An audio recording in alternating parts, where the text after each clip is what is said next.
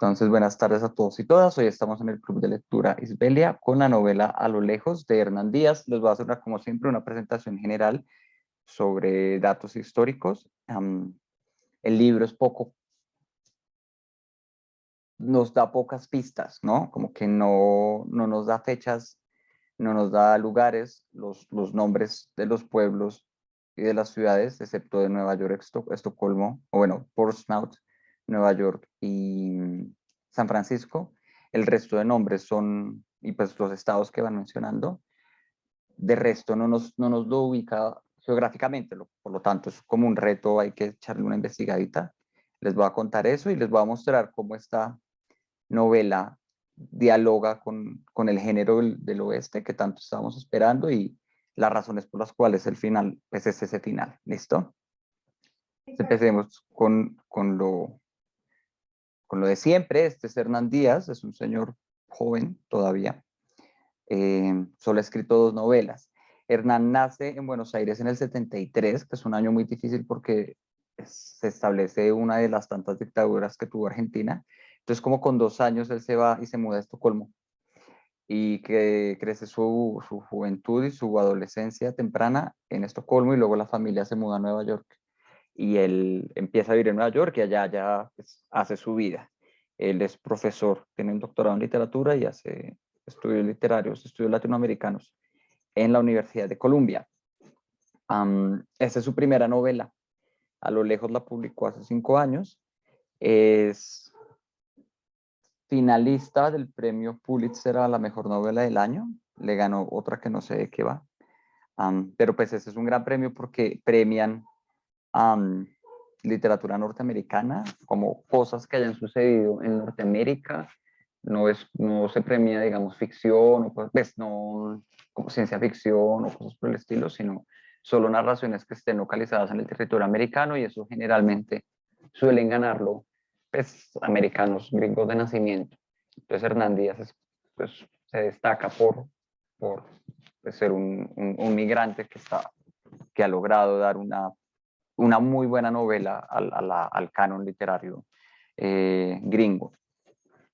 Igual él, pues, como habrán visto, pues él salió muy rápido de Argentina y aunque habla español bien, digamos, como en términos domésticos, con la familia, pues su lengua en la que escribe es el inglés, a pesar de que él sabe también sueco. Este año sacó una nueva novela que se llama Trust. También tiene que ver, según leí así rapidito, tiene que ver con los años previos a la crisis del 29 en Nueva York. Se enfoca en 2 personas, como en 2 personas de la sociedad neoyorquina y cómo se enfrentan a la crisis, pues a la abundancia que hubo en los 20 y a la crisis con la que termina la década. ¿Listo? Entonces este es un autor nuevo. Yo hace mucho no leía como autores con tan pocas obras. También tiene ciertos cuentos que publica en revistas y ante todo tiene ensayos académicos. Es un experto en la literatura de Borges. Tiene un libro muy importante que se utiliza cuando uno estudia Borges. ¿Listo?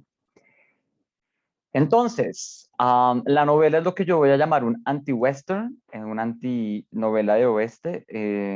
Si bien la promocionan como una novela que se inscribe en esta tradición, como les pienso demostrar, es una novela que se inscribe en una tradición para hablar mal de ella, por decirlo así, o como para mirar con sospecha lo que esa tradición literaria fue o es todavía. Entonces es crítica a su manera, crítica de lo que implica o la función que cumple este género dentro de la conformación de la idea de nación estadounidense, ¿no? Como veremos luego, el western es lo que llamamos en literatura una novela de fundación, que quiere decir es una novela que es un conjunto de imágenes y de significados y de historias y de mitos, por decirlo así, que quieren establecerme los valores de una sociedad. Entonces él la critica y así hace una crítica muy importante a la sociedad norteamericana. Entonces, como dice ahí, pues narra la travesía sin fin de Hakan, un adolescente, un niño migrante. Aquí no es 1950, es 1850. Listo, él llega en 1850 a California, quiere llegar a Nueva York, se se mete en el barco que no es, y pues él se decide por su cuenta atravesar el continente, ¿no? Mientras él atraviesa el continente, él hace una cosa de un reconocimiento territorial que seguramente nadie más había hecho, muy pocas personas habían hecho, y pues nos vuelve asistentes en este descubrimiento y en este proceso de enfrentarse a la naturaleza. Generalmente, cuando uno encuentra este tipo de novelas, uno espera que el descubrimiento sea emocionante, alegre, como que uno vaya a encontrar nuevas cosas. Uno está muy acostumbrado a que la aventura implica encontrar nuevas cosas, sorprenderse, crecer, y esta novela hace todo lo contrario. Cada vez nos muestra un desierto más inclemente, cada vez nos muestra un territorio mucho más peligroso. Uno termina hastiado, yo terminé hastiado de la idea de caminar bajo el sol, como que nos voltea las expectativas que tenemos frente a este tipo de literatura. Y además discute los siguientes temas. El crecimiento y la consolidación de Estados Unidos, esto se enmarca dentro del proceso de colonia estadounidense del resto del continente. Les voy a explicar con más detalle en qué consistió ese proyecto y cuáles son las manifestaciones contemporáneas que tenemos de esa idea. Cómo ese crecimiento implicó la destrucción de pueblos indígenas. Nos habla mucho sobre la búsqueda de un sentido de la vida. A mí una pregunta que siempre se me hacía, yo como a la segunda o la tercera vez que el tipo cambió de ruta y tuvo un accidente y como que no pudo llegar a Nueva York, yo decía, yo ya sí sabía que él no iba a lograr nada. Sí, Claudia, es 1850, se me fue el dedo mal ahí, es 1850, no 1950. Es el siglo XIX, no el siglo XX. Yo cada vez que él llegaba y empezaba una nueva aventura, como que conocía a alguien más, yo decía, es evidente que este tipo no va a llegar a nada, ¿no? Es evidente que él va a terminar perdido, dando vueltas en el desierto. Como, ¿por qué sigue viviendo? ¿No? Es una pregunta que a mí me incitó el libro en muchas partes, como cuál es el sentido de la vida. Uno tiene pues la familia, el trabajo, eh, la trascendencia para quienes creen en algún tipo de ser superior, pero él no tiene nada de eso. Él tiene un vago recuerdo de su hermano y como una promesa de reencuentro, pero cada vez se va diluyendo más. Entonces uno, pues a mí me hacía preguntar, ¿no sería más sencillo que se dejara morir y ya?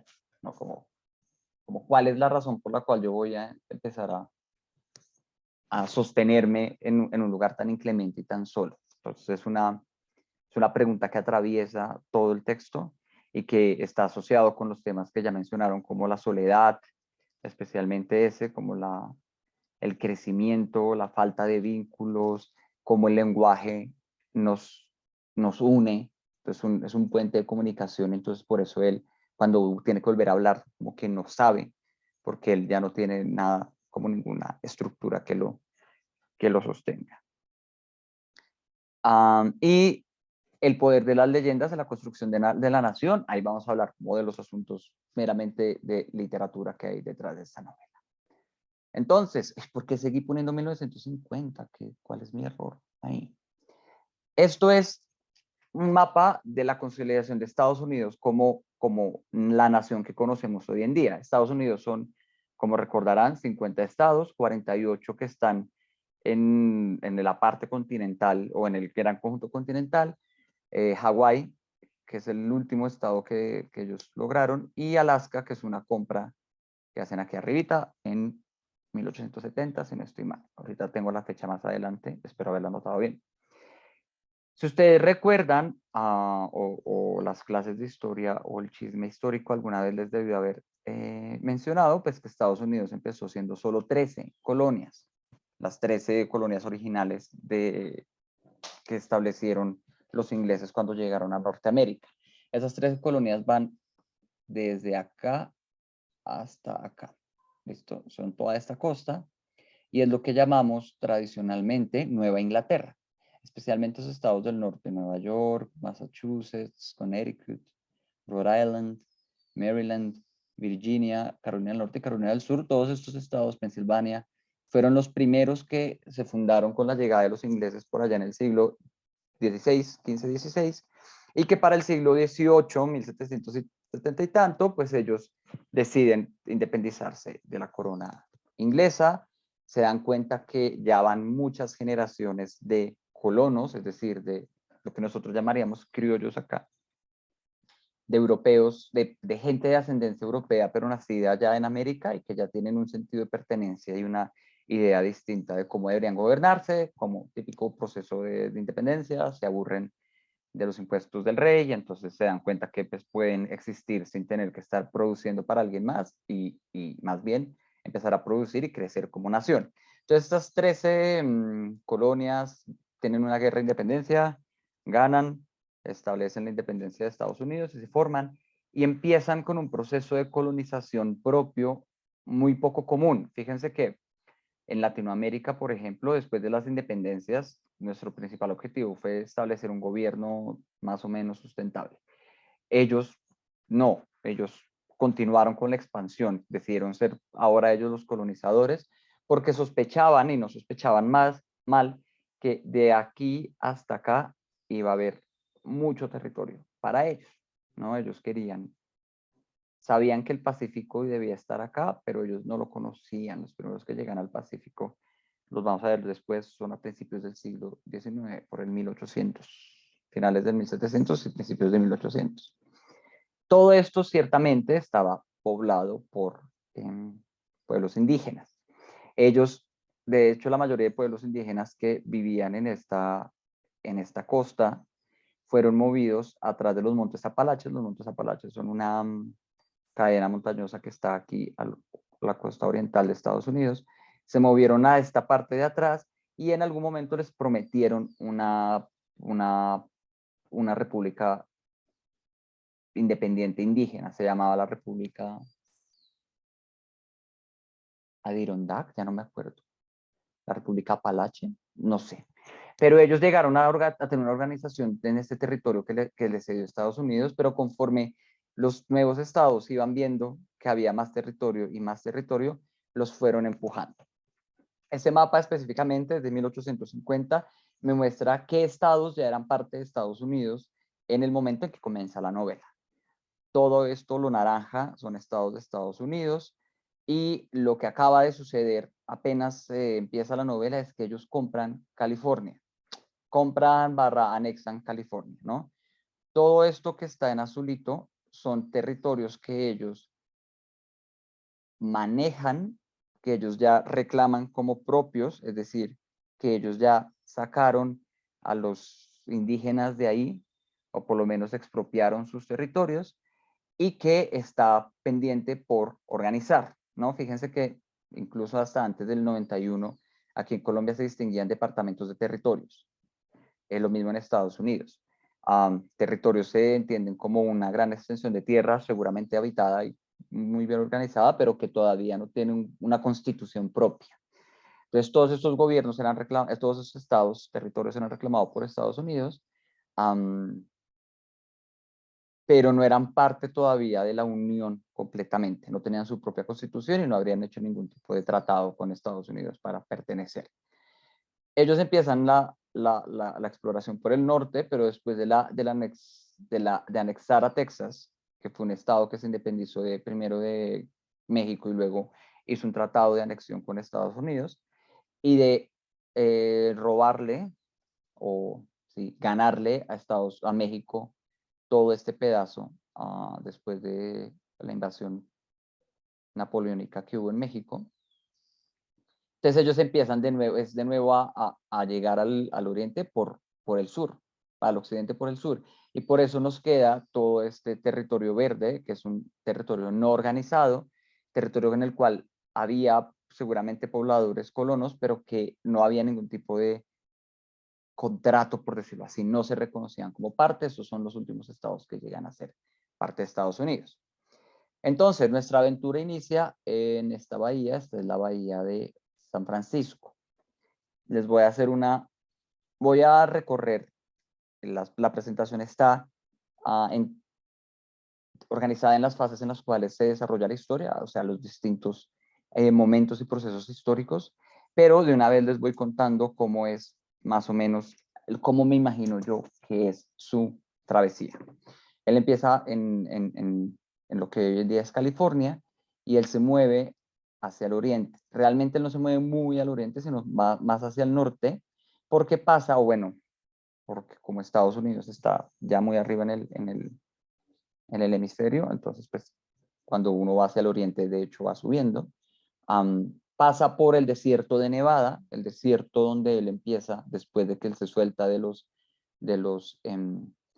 cazadores de oro, es el desierto de Nevada, después de los cazadores de oro y después de esta señora rara que no sabemos quién es, él se vuela por el desierto de Nevada, que es el desierto más grande que tiene Estados Unidos y de Nuevo México, y hacia acá llega en este laguito, esto es lo que llamamos hoy en día Salt Lake, el Gran Lago Salado, lo que él llama Saladillo, ¿no? Aquí es donde supuestamente este personaje, el científico, va a buscar evidencia que soporte su teoría evolutiva, que es bastante innovadora para su momento.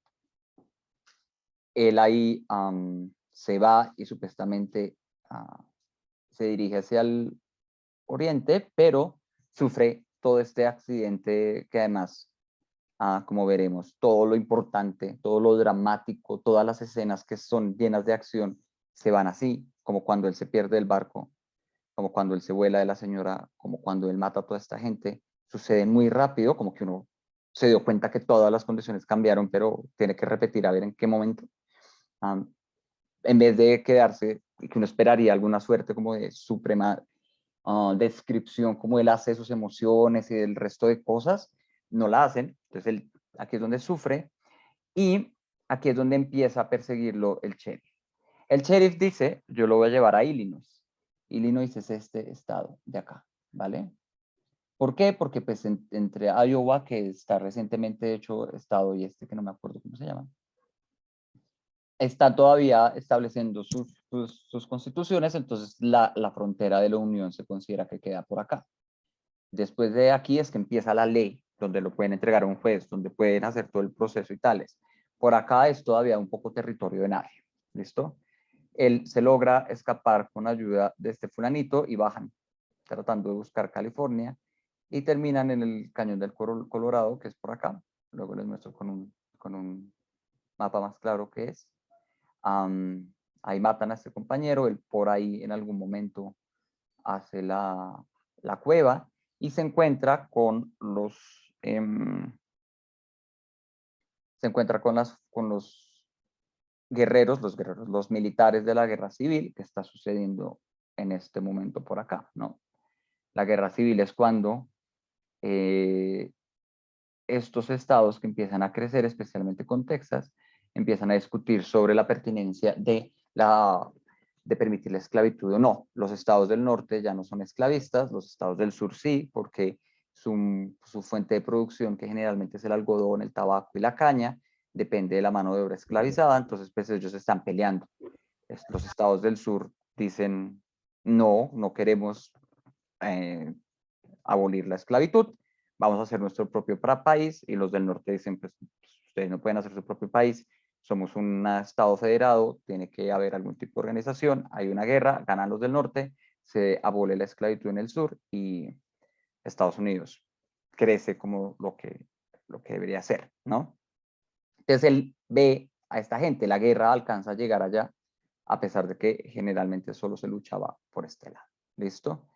Algo más que yo quiera mostrarles de este mapa. Bueno, él quiere llegar a Nueva York, que es acá.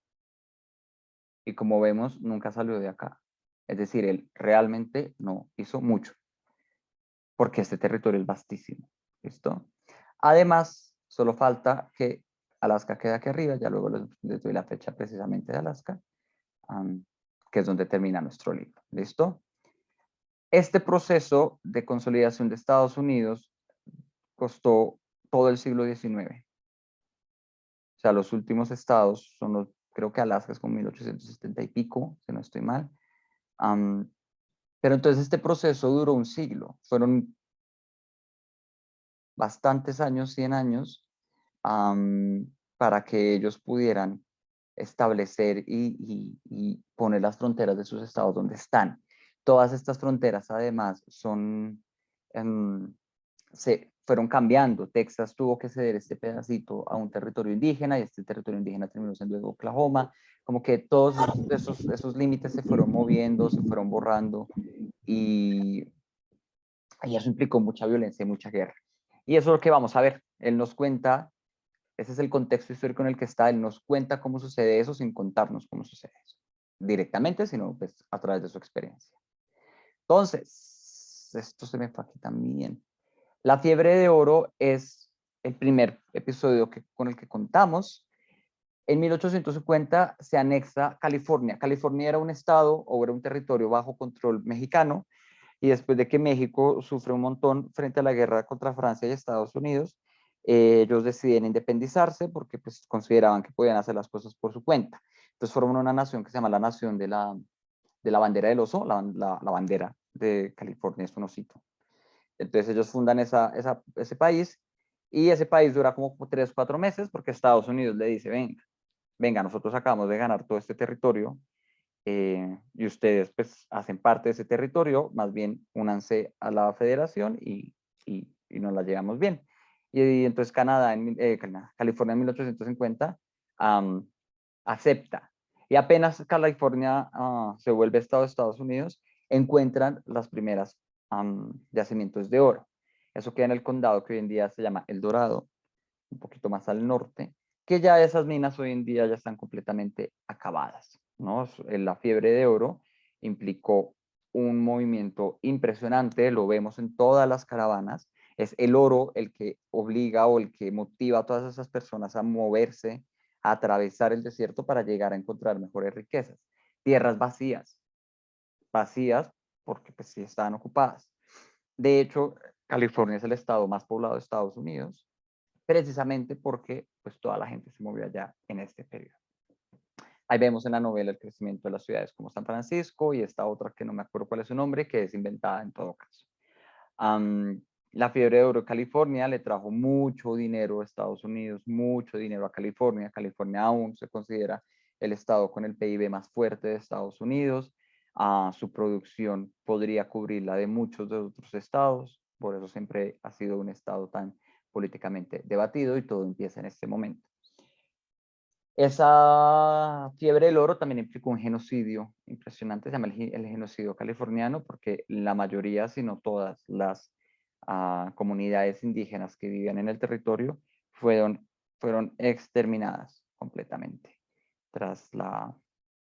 en la búsqueda del oro. Y además hubo una afectación impresionante a la flora y a la fauna del territorio. Todo este condado cambió completamente porque eran minas a cielo abierto, pues no era una tecnología como la de hoy en día, entonces eso implicó una violencia contra el territorio que muchos, por ejemplo, hoy en día asocian a las sequías que sufre California. California ahorita está sufriendo mucho porque ya es común que una vez al año haga falta agua y se queme el estado por las sequías causadas por este tipo de afectaciones ecológicas que vienen desde el siglo XIX. ¿Listo?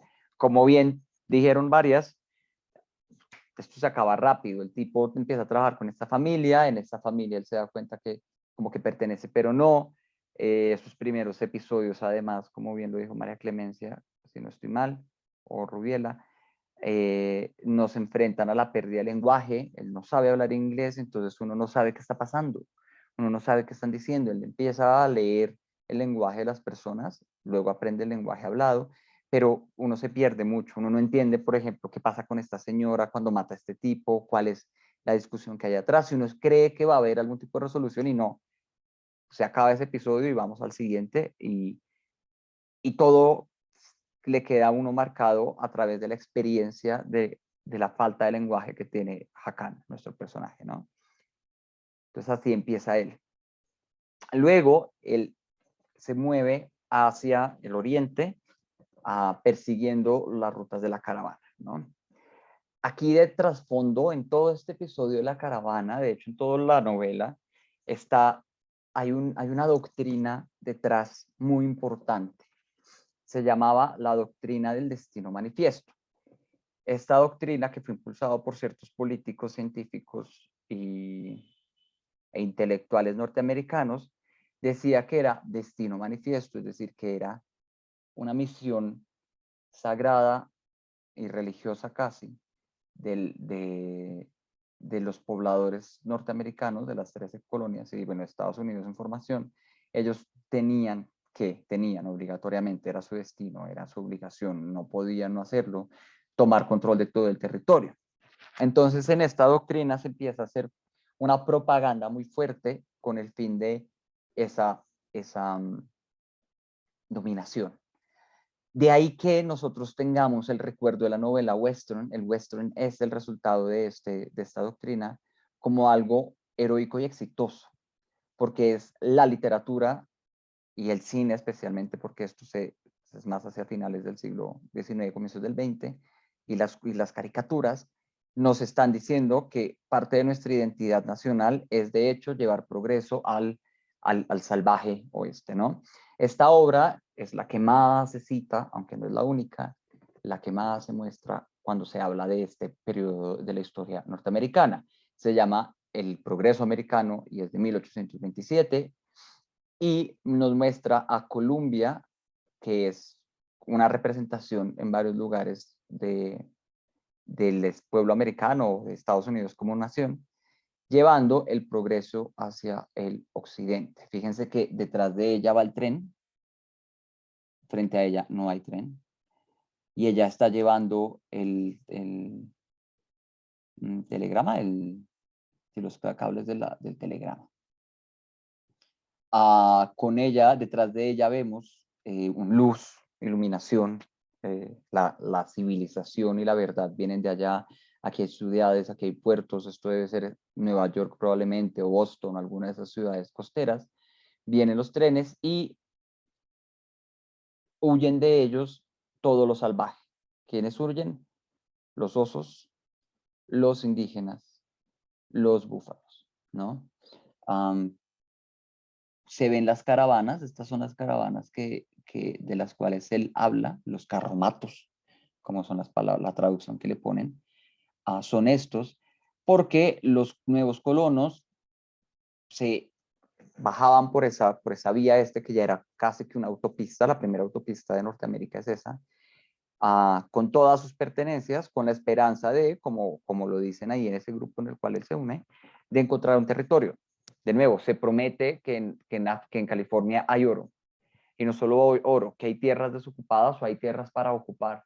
Entonces, pues, entre quedarse en el oriente, donde ya todo está lleno, a irse al occidente a conquistar nuevas tierras, pues es una gran promesa. Entonces eso implica, toda esta doctrina del destino manifiesto financia, tanto económica como intelectualmente, estas caravanas. También vemos cómo ellos empiezan a traer la agricultura, cómo ellos empiezan a traer la tecnología, cómo ellos empiezan a iluminar este mundo salvaje. Y en el fondo apreciamos las montañas rocallosas, que son el último, luego les voy a mostrar un mapa, creo, no sé, el último accidente natural que ellos tuvieron que conquistar en el norte hacia Oregón. ¿Listo? De todo este movimiento les digo que él se encuentra todas las promesas de este capataz que es medio tramposo, que la gente confía y desconfía, se ven reflejadas o vienen impulsadas por esta doctrina política. Esa doctrina política es altamente discutida hoy en día.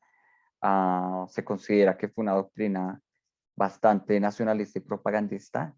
Implicó la destrucción y el despojo de las tierras de miles de millones de pueblos indígenas, su destrucción, su desmembramiento social, y hoy en día pues tenemos como resultado que el Midwest, toda esta zona, me devuelvo en el mapa, al mapa, toda esta zona de acá son ciertamente los estados más conservadores de Estados Unidos. Aquí es donde generalmente ganan los republicanos, porque están poblados mayoritariamente de blancos colonos que toda la vida han considerado que su relación con el territorio es una relación de pertenencia porque pues ellos son los herederos de toda esta gente que logró tomar control del territorio. Ahí es donde yo les digo que hay una crítica de parte de la novela hacia esta idea súper maravillosa de Estados Unidos como el dador de progreso hacia todo el continente, porque pues la novela nos muestra que de hecho pues la gente que fue a hacer eso pues eran unos salvajes ellos mismos, ¿no? Que eran unos timadores, gente poco educada, gente violenta, como luego vamos a ver en el caso de los fanáticos religiosos, y que gente que nunca reconoció el valor que había en el territorio. Fíjense que el indígena, el médico indígena, le enseña a él a, ¿cómo es que se dice?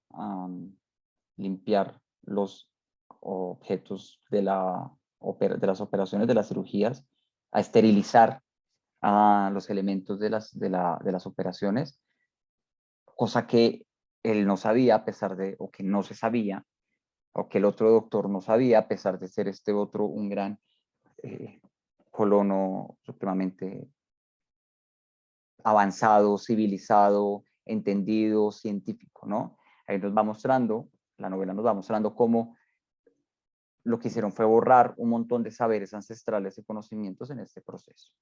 El nacionalismo estadounidense viene de acá, como esta característica muy propia del blanco estadounidense, como de pensar que solo lo suyo vale y que es dueño de todo el mundo, viene de esta doctrina. La gente realmente lo creyó y la gente todavía lo cree. Luego está el episodio de, o antes, ya no me acuerdo, antes, sí, estoy al revés, de el encuentro con el científico, ¿no? El siglo XIX también, y aquí es un comentario muy bonito, un guiño muy bonito a cierto periodo de la historia de las ciencias naturales que poco se estudia, es que las independencias en Latinoamérica en Latinoamérica y en el continente americano, implicaron un boom de la ciencia impresionante nunca antes visto. ¿Por qué? Porque cuando eran colonias, el objetivo principal de los imperios, Inglaterra, España, Portugal, era la explotación y el crecimiento económico. Es decir, lo que ellos mandaban acá era gente a trabajar para sacar recursos, para sacar oro, para sacar dinero a punta de impuestos y hacerse ellos ricos en Inglaterra, en Europa. Ese era su principal proyecto. Seguramente, pues aquí floreció el arte y la ciencia como en cualquier lugar donde haya humanidad, pero no había, digamos que un intento institucional mancomunado. Cuando las naciones se independizan, primero que todo tienen que hacer procesos de reconocimiento de que de hecho hay, porque pues generalmente solo se conocen las principales rutas, los principales ríos, las capitales y ya todo lo que esté asociado a la colonia y al proceso de explotación, más no a un proceso de apropiación del territorio. Y eso implica nueva ciencia, ¿no? Eso implica traer científicos a conocer, especialmente porque también esto es post ilustración, es decir, después del siglo XVII y XVIII, que es que en Europa se desvincula la iglesia de los procesos educativos y de los procesos políticos, y entonces se dan cuenta que este continente no ha sido realmente explorado, ¿no? Que hay un montón de cosas que no conocen. Entonces el siglo XIX es una explosión maravillosa de reconocer el territorio hecho por europeos, pero es una cosa muy linda.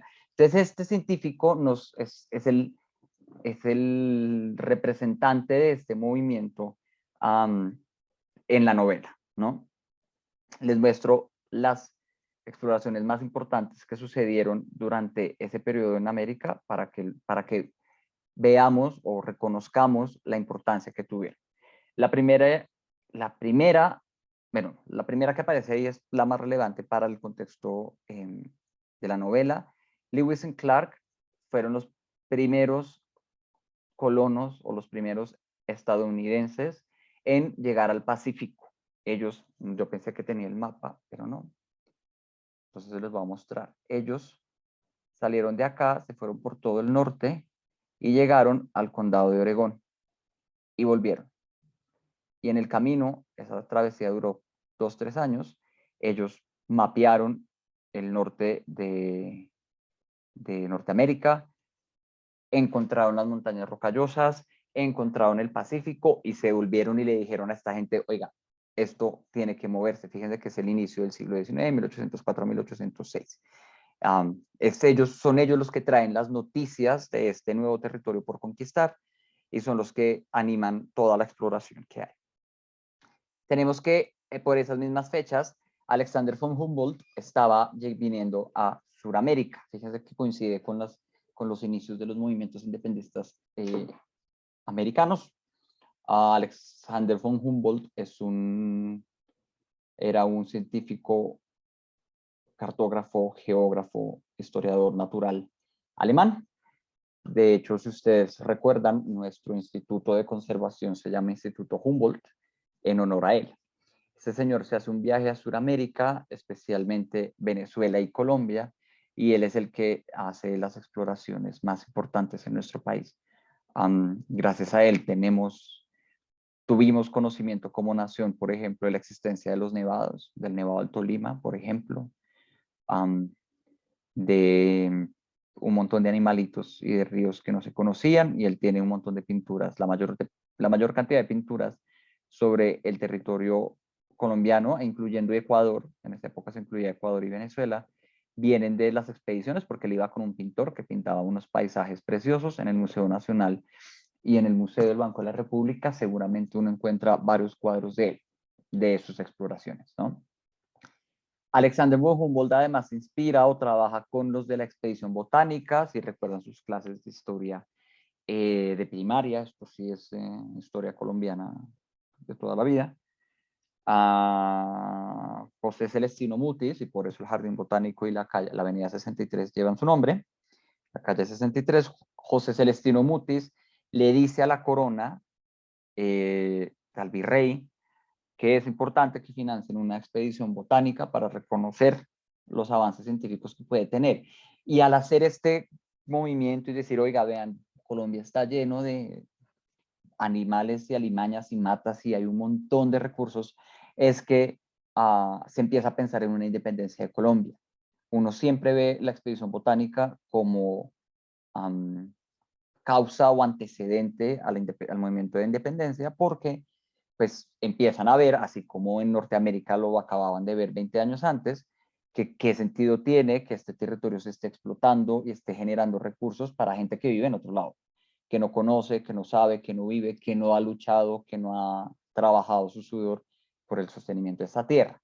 Entonces, fíjense que esta exploración de la naturaleza, este reconocimiento de los territorios, siempre va asociado en el siglo XIX con movimientos independistas y con las ideas de la nación. Coco. Encanto, por ejemplo, todavía tiene ecos de esta idea que nosotros tenemos como nación. El cuarto ¿cómo es que se llama el niño chiquito?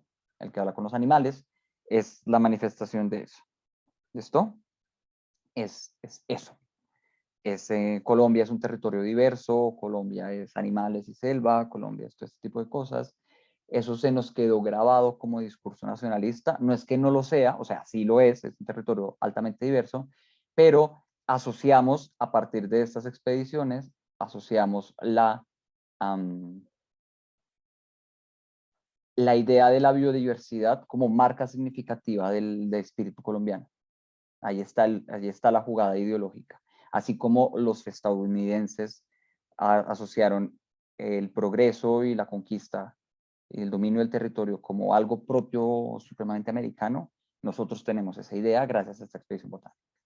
Y quizá la más importante, la expedición más importante que se hizo al continente americano en ese siglo fue la que hizo Charles Darwin entre 1831 y 1836, cuando él viaja por el Río de la Plata, va al Estrecho de Magallanes, toda la costa de Chile y llega a las Islas Galápagos. ¿Por qué es tan importante esta expedición? Porque es en esta expedición que Charles Darwin se da a la tarea de pensar en una teoría que explique la variabilidad de los animales en el nuevo mundo, ¿no? Los europeos tenían muchos animales y conocían muchos otros animales bonitos de Asia y de África, leones, tigres, elefantes y tales, y pensaban que todos los animales pues eran siempre los mismos, ¿no? Y cuando Charles Darwin vio especímenes cercanos a los europeos, tigres, tortugas y animales por el estilo, pero con diferencias propias, empezó a imaginarse o a buscar una explicación de por qué animales en Europa y en Asia y animales en América tenían características en comunes si no convivían, si no podíamos explicar que hubiera una cercanía territorial, si no podríamos pensar que unos nadaron frente a los otros. En esa época la creencia era la católica, que todos los animales habían sido creados en el paraíso y habían sido creados tal y como son, y que el arca de Noé, y etcétera, etcétera. Entonces Darwin, especialmente en los Galápagos, dado que los Galápagos es una isla tan aislada del resto del mundo, tiene una especificidad genética impresionante. Él ve allá tortugas, él ve allá aves que nunca había visto, ranas, se emociona mucho con las ranas y con todos esos animales, y saca la teoría de la evolución. Es ahí cuando él dice que El origen de las especies, su libro más famoso, es ahí cuando él plantea que las especies no son siempre las mismas, sino que cambian y modifican su forma y sus funciones dependiendo de las condiciones las que se enfrenten en el medio ambiente. Y por eso uno puede encontrar grandes felinos en Europa y grandes felinos en América que comparten ciertas características, aquello que llamamos ser un gran felino, pero que tiene diferencias dependiendo del territorio.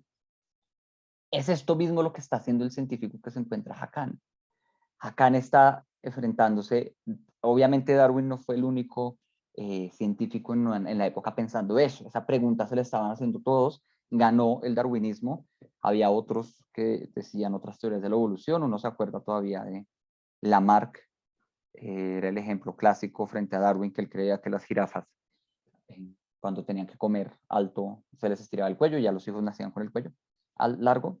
Era otros que hacía esas teorías, y este señor tiene una teoría que de hecho termina siendo cierta, seguramente es una invención de Hernán, del autor, pero es esta idea de que todos somos el resultado del mismo, de la evolución del mismo espécimen. Fíjense que es la misma idea de Darwin, y que él va a encontrar, ahí está, digamos, su error, en este lago salado, muestras fósiles o de todavía organismos que estén más cerca de esa baba original, que es el cerebro y de la cual se han expandido, ¿no? Entonces, es un episodio muy bonito. De hecho, cuando uno estudia historia y filosofía de la ciencia, como que yo creo que esto serviría un montón para ese tipo de estudios, como ver las distintas ideas que se pudieron imaginar en esa época y cómo se enfrentan pues, a la gran institución religiosa, ¿no? Hakan,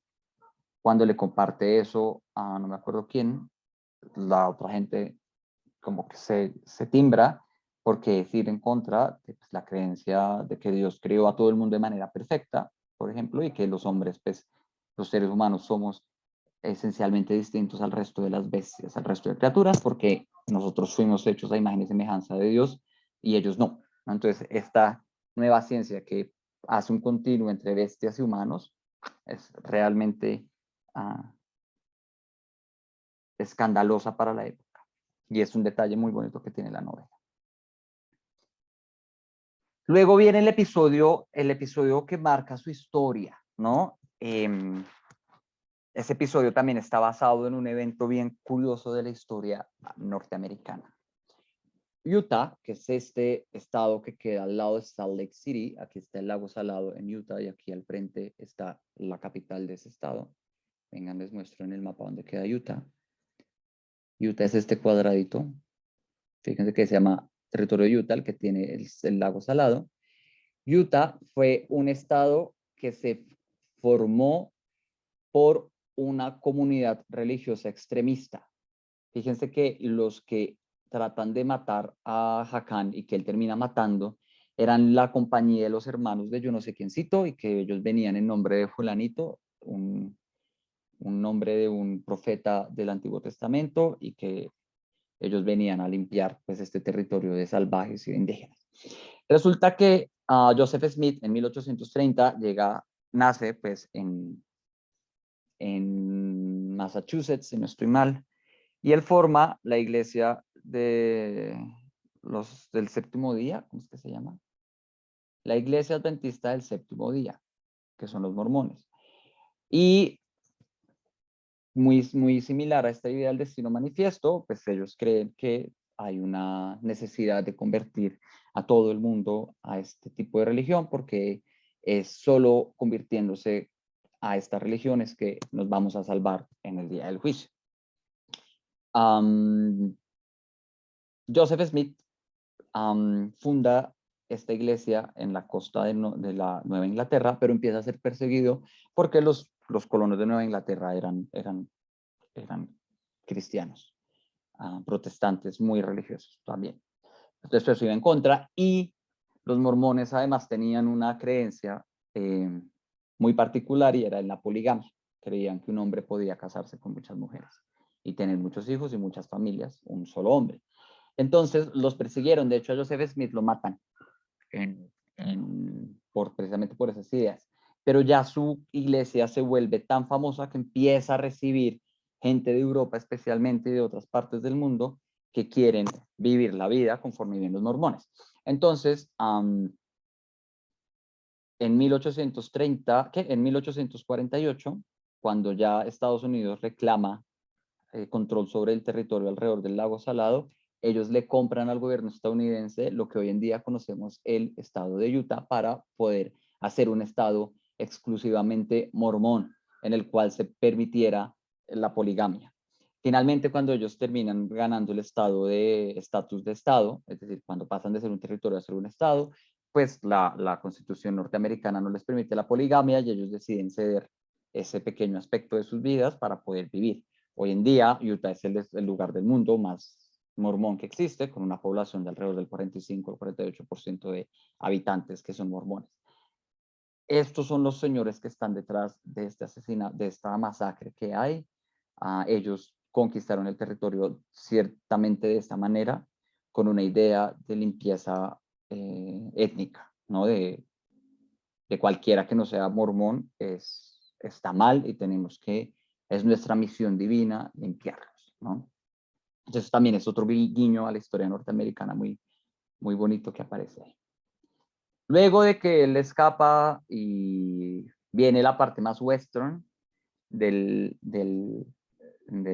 la novela, que es los típicos anuncios de se busca y la cara pintada del tipo y tales, y toda la aventura de los forajidos y de agarrar a los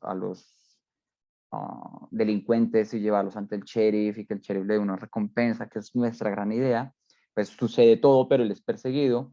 Además sucede muy bonito porque nos presenta la otra cara y nos dice, de pronto todos estos malotes de las películas, pues no eran unos malotes, eran niños por ahí, como respondiendo a lo que se les iba a pasar.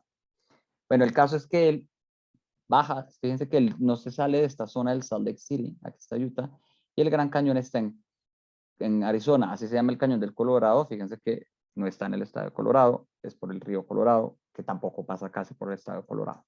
Así es la geografía. El Gran Cañón es esta parte del final, que no me lo deja ver. Ahí, esperen un segundito. Allá abajo, que es las últimas curvas del río Colorado, pues es lo del Gran Cañón. Seguramente ustedes ya saben bastante del Gran Cañón.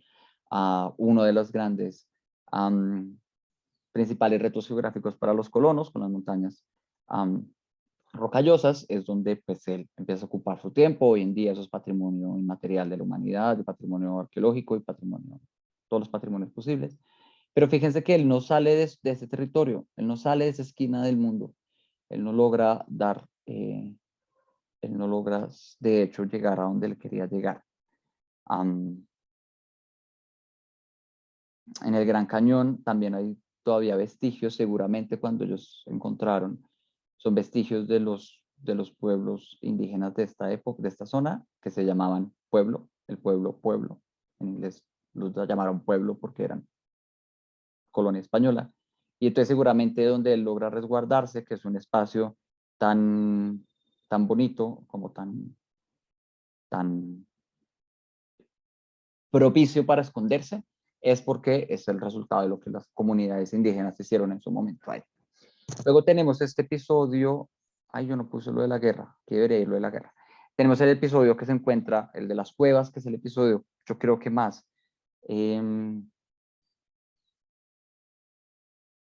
¿cuál adjetivo buscar? El más encantador, no en el sentido de que sea bonito, sino como el que más encanta, que es ese periodo horroroso en el que él está en esas cuevas, ¿no? Y en esas cuevas él experimenta otro hecho científico del cual él nunca puede dar cuenta, que es la refracción de la luz y la creación de la cámara oscura. Recuerden, o no sé si recuerden, pero las fotografías son el resultado de un fenómeno llamado cámara oscura, que es que una luz, un rayo de luz entra directamente por medio de un agujero y se proyecta de una manera idéntica, pero al revés, contraria de cabeza, en un espacio vacío. Así es que se crean las cámaras. Lo que hacen es poner un papel, así son las cámaras, o eran las cámaras, no sé las cámaras digitales cómo funcionan, pero las cámaras análogas lo que hacen es precisamente eso, la lente atrae el rayo de luz y hace que se proyecte en un papel que es fotosensible, que reacciona a los cambios de luces. Por eso uno cuando tenía una cámara de rollo, si uno le abría la tapa se dañaba el rollo, porque pues, todo lo que te debía permanece en la oscuridad es iluminado y se mancha todo. Él lo ve, le debe ser que coincide el hueco con un equinoccio de verano, que es en el momento en el que el sol está justo en el cenit, y él disfruta de eso, como que se da cuenta que está, eso también nos habla de la oscuridad en la que él vive allá abajo. Y ya luego pasa todo este evento de que termina matando a esta gente, toma una decisión, se plantea volver a California y se encuentra con que no lo logra.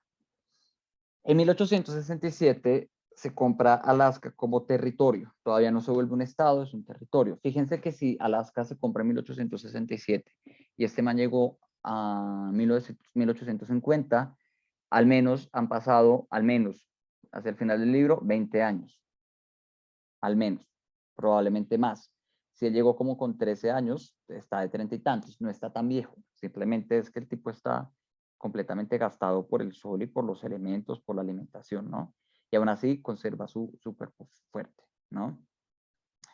Alaska se vuelve una compra interesante. Eso era territorio ruso y los rusos, porque los rusos se expandieron por todo el norte de Asia y ellos llegaron hasta América por el estrecho de Bering, que es el que quiere atravesar a Haakon de vuelta cuando decide al final del libro retornar a Europa, porque le salía muy caro mantener Alaska a los rusos y ellos no querían, y entonces Estados Unidos dijo, ay, pues comprémoslo. Y eso obtuvo mucha oposición porque pensaban que iba a ser una compra innecesaria, que iba a ser muy caro, que eso era más bien un capricho del presidente de esa época, cuyo nombre no recuerdo, pero el tipo termina comprando una gran mina de hielo. Fíjense que tan curioso pensar que esta foto es de esa época, pensar que en el siglo XX, XIX y XX incluso, pues uno no podía hacer hielo.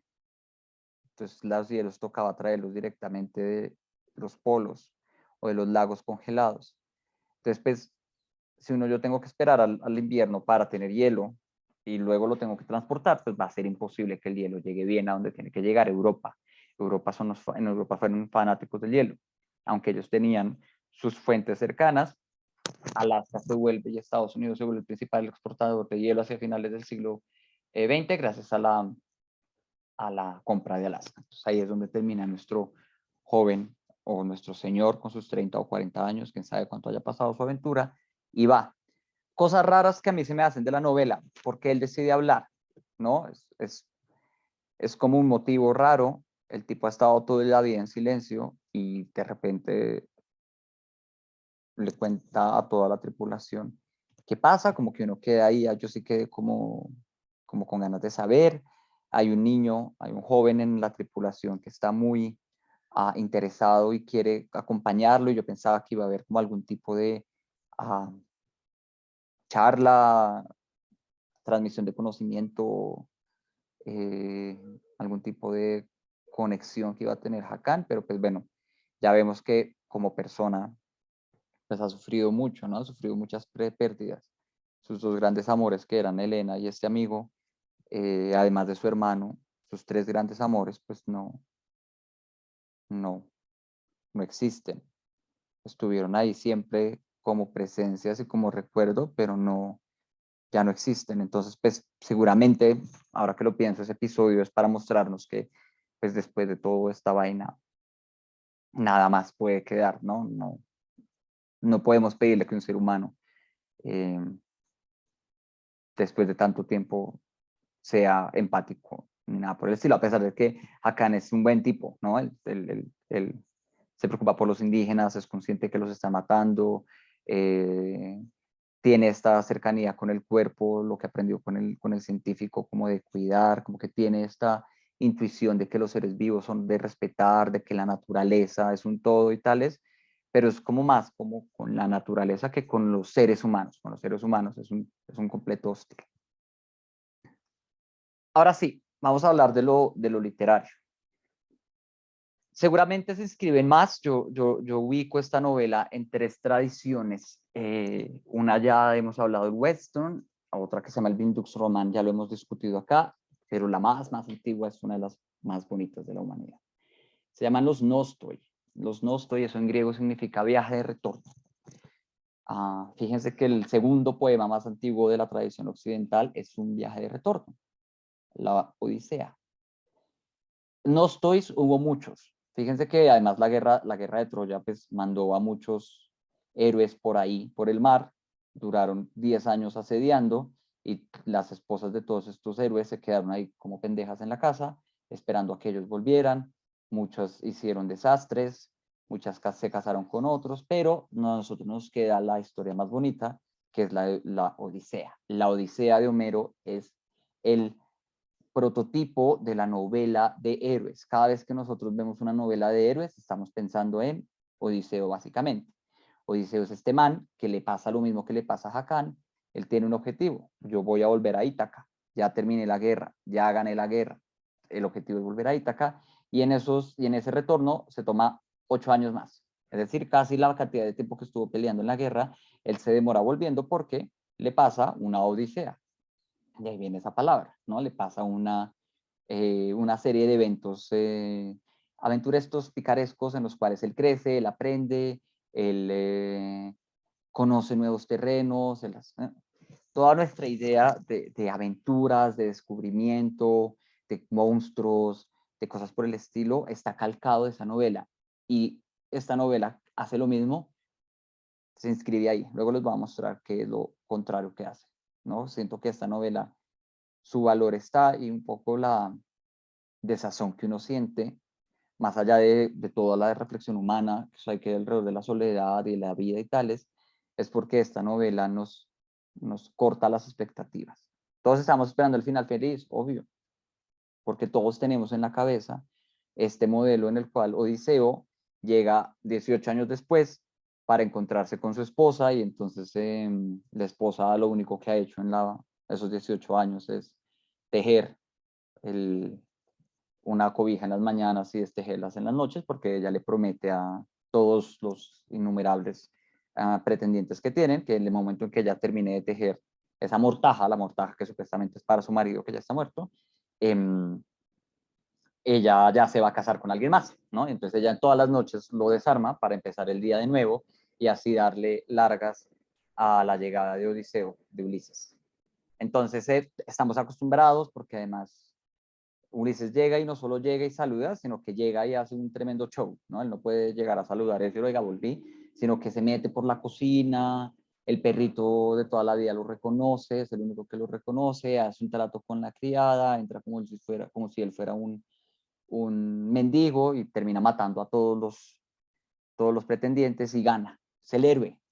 Es un tipo que además pasó por brujas, monstruos de viento, cíclopes, todo lo que se pueden imaginar en el Mediterráneo, el tipo lo logra. Entonces, de ahí viene nuestra expectativa, de ahí viene nuestra gana de que esto termine bien. ¿Listo?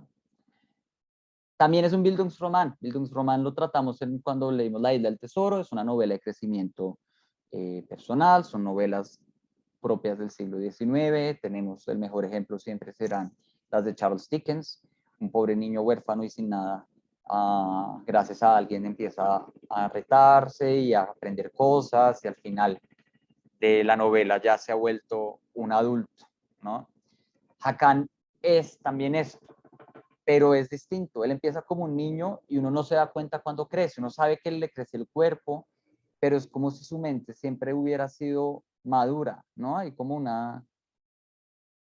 una intimidad tan cercana con este personaje, pero a la vez es muy rara porque uno no ve que tanto crece o uno se da cuenta que el man crece cuando es capaz de matar, no sé, hay como una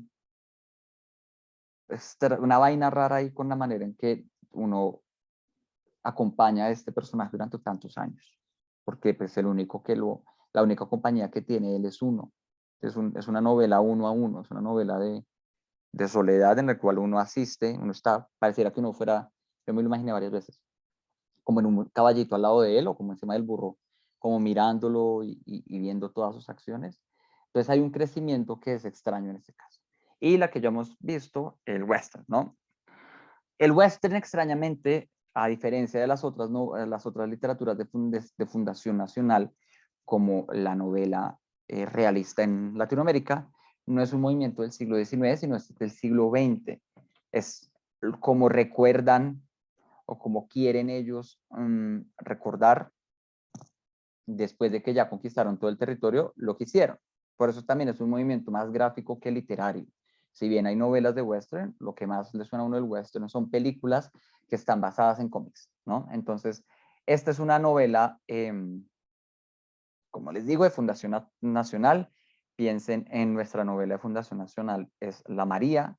En La María uno encuentra los valores de ser colombiano, ¿no? Entonces está el territorio del Valle del Cauca, grandes plantaciones,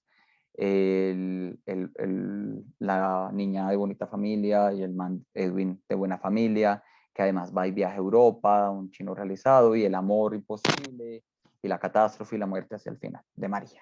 La muerte porque nunca llegó Edwin por ella. Cada país y cada región especialmente tiene sus novelas que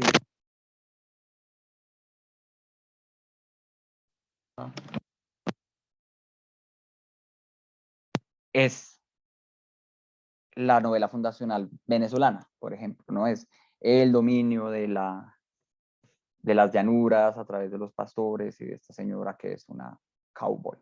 Pues el equivalente en Estados Unidos es el western, ¿no? Somos la nación que somos gracias al proceso impresionante de colonización que tuvimos.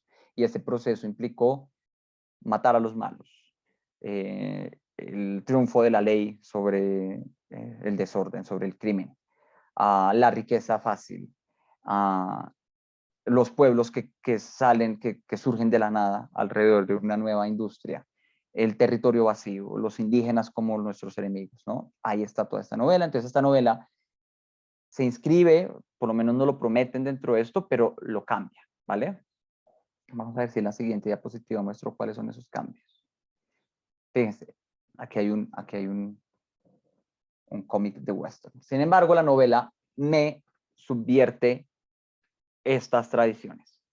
Yo vengo esperando encontrar el héroe volver, es un no estoy clásico, eso dice volviendo, es Jasón volviendo a Grecia, es este héroe, fíjense que incluso los viajes al infierno de la literatura, como el de Dante, como el de Orfeo, todos estos, yo estoy esperando que este tipo vuelva recargado, y este nunca lo logra, ¿no? Entonces es la primera subversión. Um, yo estoy animado y yo estuve mucho tiempo animado a leerlo, pensando cómo iba a encontrarse con el hermano, o en el momento que se encontraba con el hermano, cómo iban a encontrarse, reconocerse, ¿no? Alojé un momento esa esperanza, pero la novela se burla en nuestra cara y nos dice, o sea, ¿de verdad los héroes vuelven? No, sobre todo cuando el héroe es un niño, y ahí viene la segunda.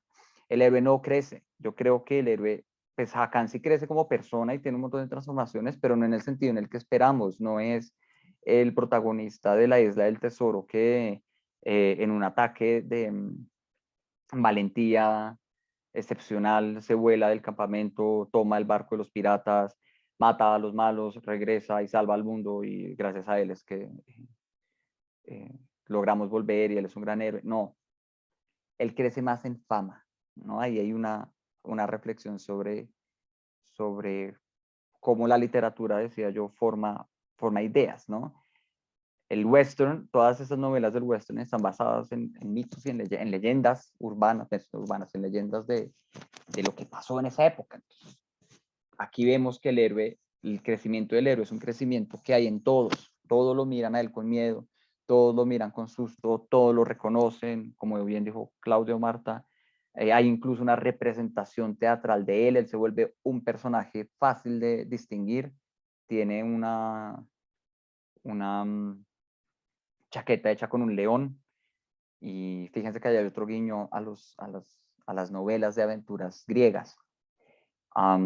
Hércules lo mandan a hacer 11 trabajos, 11 o 12 trabajos, y uno de esos trabajos es matar al león de Lemea, que es un león que está comiendo y matando un montón de gente, y como demostración de que él es un héroe y ganó, él mata al león y le quita la piel y se cubre con la piel y llega frente al rey que lo manda y le dice, vea, yo maté al león de Lemea, aquí está la piel para demostrarlo, ¿no? Entonces es este mismo signo de un héroe como que agarra esa imagen mitológica como el Moán, la Patasola, el hombre de las nieves, como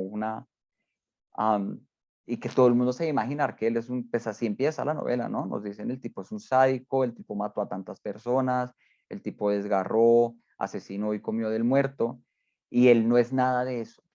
Todo el crecimiento heroico propio del género, todo este crecimiento que esperamos de las novelas de Coming of Age, los Bildungsroman, él no lo está viviendo, él es un niño, él no deja de ser un niño, él no deja de ser creo yo, una persona supremamente vulnerable, que desconoce el afecto y el amor, que vive tras la sombra como el fantasma de un hermano que de hecho él no conoció, que de hecho pues él no sabe en qué estará, nunca hablaron mucho porque él salió muy pequeño, ¿no? Entonces como este crecimiento que tanto le esperamos, le pedimos a los héroes, pues de pronto no es así, de pronto todos somos gente solitaria y ya.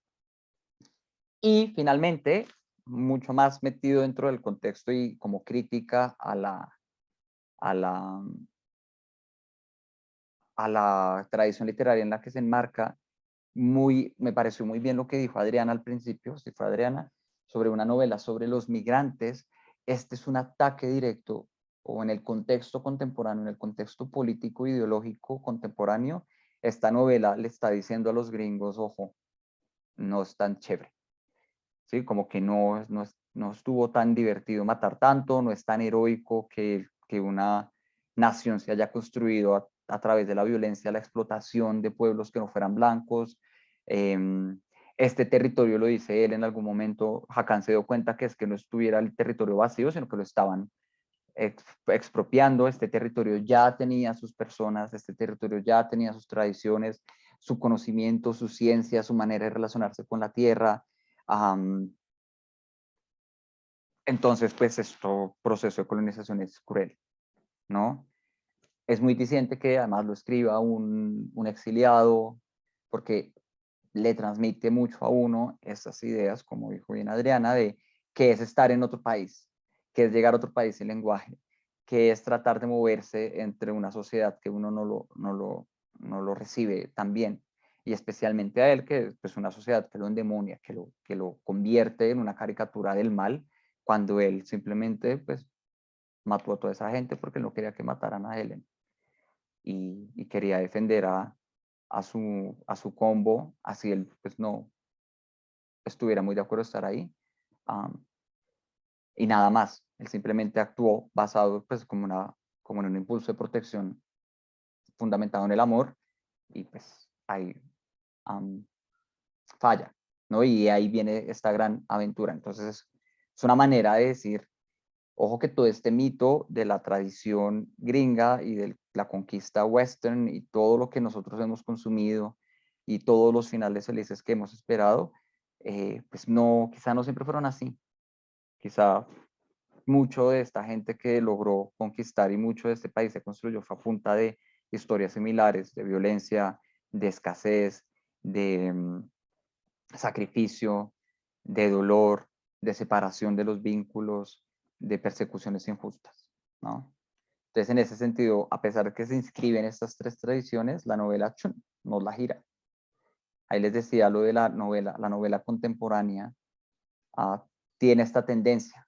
Estamos en un periodo, diríamos, aunque uno puede pensar que toda la literatura es un poquito así, estamos en un periodo de revisión de los valores que nos ha transmitido la literatura, porque pues si hubiera sido tan heroico y tan bueno, pues no estaríamos mal, y como sociedad pues no estamos bien, ¿no? Entonces, la literatura hoy en día nos hace ese llamado, como, ojo, todos sus grandes héroes y sus grandes íconos y sus grandes luchas y sus grandes narrativas sobre la que construyeron su identidad nacional y quiénes son y de dónde vienen sus familias, está manchado de sangre y además idealizó procesos como personales muy violentos. Entonces tenemos el caso de este niño que simplemente pues, se vio obligado a andar por ahí mucho tiempo y se volvió un adulto a punta de dolor.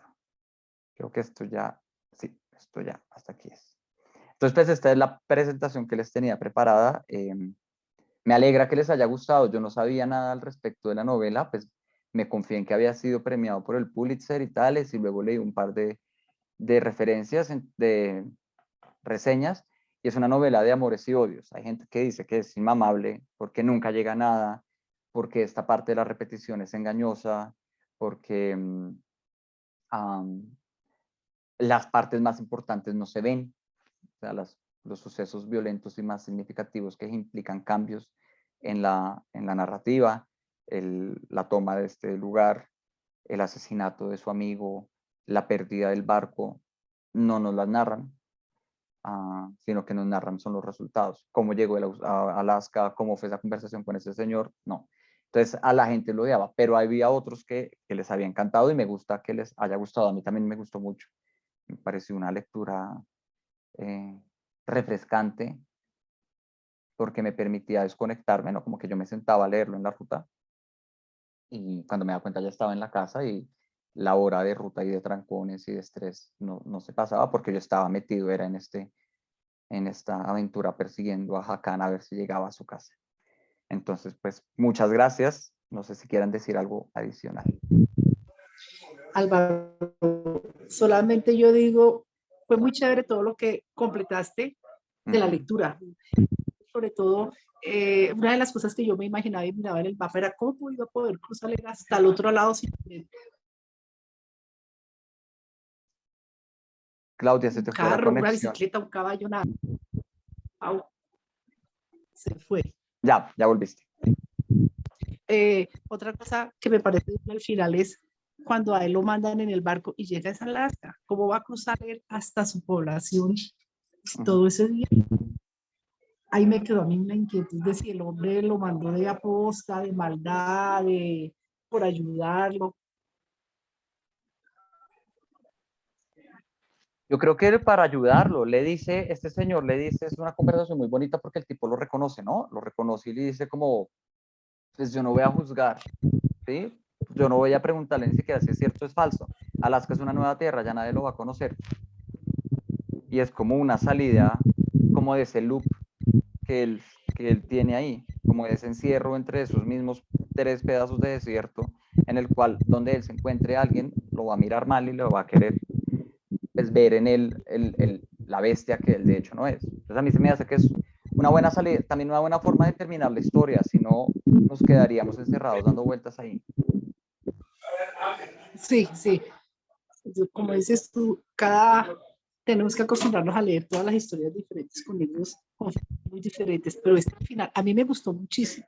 Me quedó la esperanza de que él por lo menos iba a volver a su tierra, pero fue un libro genial. A mí me pareció genial tantas cosas que investigaba uno al ir leyendo por internet, dónde estaba eso, cuando la época del oro, por qué se dio, por qué llegaron tantos migrantes, porque Estados Unidos es solo migrantes. Pero el libro a mí me pareció algo diferente a lo que hemos leído, muy emocionante. Me alegra mucho, Claudia. ¿Alguien más quiere decir algo más? Álvaro, hay un tema que a mí me pareció al comienzo, o bueno, en el transcurso de la historia, y es que el hermano le contó a él cuando compartían muchas historias. El hermano de alguna forma era un héroe para nuestro protagonista, para Hakam, pero el hermano, ¿de dónde habrá sacado? Como yo después pensaba, ¿de dónde el hermano le generó a él tantas historias que algunas fueron ciertas y otras no? Y el hermano tampoco había salido de Suecia, ¿no? Fue también algo muy importante para él. Pues me imagino que se las habrá inventado, ¿no? Los hermanitos mayores siempre tienen esa maña con los menores de inventárseles historias. Claro, es que al final del libro él se desilusiona de su hermano porque ve que las historias eran el malo. Él al final dice, el malo era mi hermano. Sí, porque me vendió la idea de que aquí iba a ser algo bueno. Exacto. Pues es un poquito lo que hace la literatura, ¿no? Eso fue lo que nos hizo el libro, a todos. Nos hizo creer que valía la pena acompañar a este tipo porque iba a ganar. Y al final, no. Es la promesa que hace la literatura. Por eso, me imagino que se las inventó. Todos tenemos la literatura dentro, en el sentido en que todos somos capaces de imaginar historias y contar. Y es muy común cuando uno ve, recuerdan esa película terrible de La vida es bella, la del Holocausto, que son unos judíos italianos y que ya los van a meter al horno y el papá y la mamá le inventan al niño toda una historia para que él no sepa que los están matando. Es este mismo mecanismo. Yo creo que la literatura, hay como una tesis detrás ahí, como de la literatura es el resultado de nuestra capacidad humana de siempre pensar en lo mejor, y de ahí salen esas historias, ¿no? Entonces, pues me imagino que el chino, el hermano, le prometió eso, le contó eso como con la gana de que él no sufriera el viaje. Pero pues fue esa misma motivación la que lo hizo sufrir mucho, porque pues nunca encontró nada de lo que él esperaba. Entonces como nosotros, no encontramos el final tampoco que queríamos. ¿Listo? ¿Algo más? ¿Ya empezaron con la nueva novela? Sí, señor, ya la empecé. ¿Y qué tal Sí, te ha Álvaro. parecido?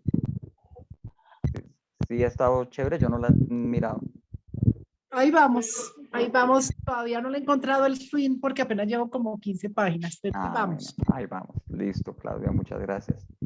Bueno, entonces si no hay más comentarios, muchas gracias. Qué pena por moverles la semana. La vez pasada un plan del colegio se me movió de más y ya no lograba llegar a tiempo, pero me alegra poderlos ver ahorita. ¿Para qué fecha? Hay que poner la fecha, sí, señor. Cuando nos volvemos a ver, El a 28. finales de mayo, ¿no? A finales de mayo tendría que ser el 28, que es en 4 semanas, de hecho. 3 semanas. En Sí. 3 semanas, sí. ¿Todos pueden el 28? Sí, Sí, nosotros Sí. estamos, sí. sí. Listo, entonces nos vemos el 28 con Graham Greene. Graham Greene.